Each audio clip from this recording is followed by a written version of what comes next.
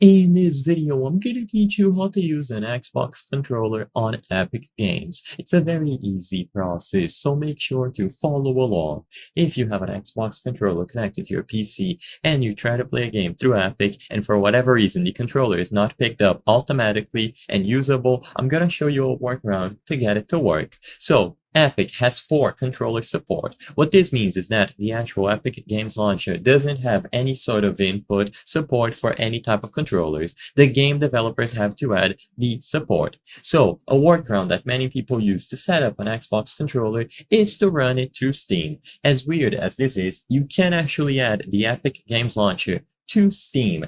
And Steam actually has a feature that supports any sort of controllers and it will set them up automatically for you. This is called Steam Input. So to start, you can go over to the settings on the Steam launcher, and inside of here, you will be able to access the controller category where you can see the controller that you have connected. You can give it a different name, and then you can check all of these toggles here. So make sure that you enable support for all types of controllers, and you will be able to use it inside of any game. You can test it over here and open the calibration settings, although this isn't needed. All that you have to do now is go to your library, click the option to add a game at the bottom left, and then add a non-Steam game. In here, look for the Epic Games Launcher. You can and should add the Epic Games Launcher first, and then you can add another specific title, such as Grand Theft Auto 5.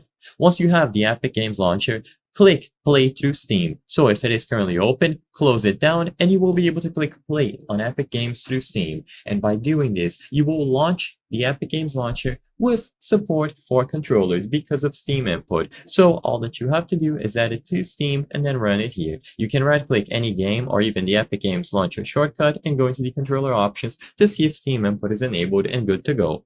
I hope I was able to help you on how to use Xbox controller on Epic Games. If this video helped you, please be sure to leave a like and subscribe for more very easy tips. Thank you for watching.